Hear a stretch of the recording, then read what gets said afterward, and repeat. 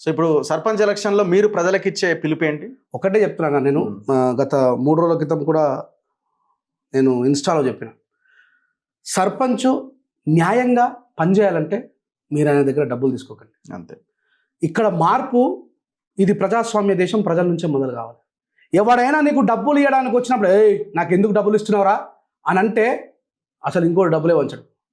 రేపు పొద్దున నువ్వు పని ఎందుకు చేయలేవు సర్పంచ్ అని అడగాలంటే నీ రైట్ని, నీకున్నటువంటి వాక్ స్వేచ్ఛని 500 రూపాయలకో, మందుకో, బీరుకో, బిర్యానీకో తీసుకుపోయి నీ చేతులారా నువ్వే తాకట్టు పెట్టుకుంటున్నావు. నీ పిల్లల భవిష్యత్తును నువ్వు తాకట్టు పెడుతున్నావు. 5 సంవత్సరాలు వాడిచ్చే కేవలం ఆ 20 రోజులు. రాజకీయం రండకీయమయ్యింది, ఓటమ్మ కన్నీళ్లు పెట్టుకుంటుంది, చీపు లిక్కరు నేను రాను అంటుందిగా, పేదోళ్ళ ప్రాణాలు దియ్యనంటుంది, నోటమ్మ ఓటును బందీ చెయ్యానంటూ, నోటే ఓటును బతిలాడుతుంది, ప్రజల్ని బతిలాడుతుంది, నోటమ్మ ఓటును బందీ చెయ్యానంటూ గుండెలు బాదుకు ఏడుస్తా ఉంది, సామ్రాజ్యాలను కూర్చే ఓటును నేను, నన్ను చతికీల వడగొట్టకుంటుంది, ఓటమ్మ కన్నీళ్లు పెట్టుకుంటుంది. ఇది పోయిన ఎలక్షన్లలో రాసిన పాటనే.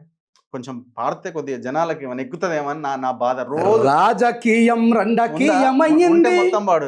రాజకీయం రండకీయమయ్యింది, ఓటమ్మ కన్నీళ్లు పెట్టుకుంటుంది, చీపు లిక్కరు నేను రాను అంటుందిగా, పేదోళ్ళ ప్రాణాలు దియ్యనంటుంది, నోటమ్మ ఓటును బందీ చెయ్యానంటూ గుండెలు బాదుకు ఏడుస్తూ ఉంది, సామ్రాజ్యాలను కూల్చే ఓటును నేనంటూ నన్ను చతికీల వడగొట్టకుండంటుంది, ఓటమ్మ కన్నీళ్లు పెట్టుకుంటుంది.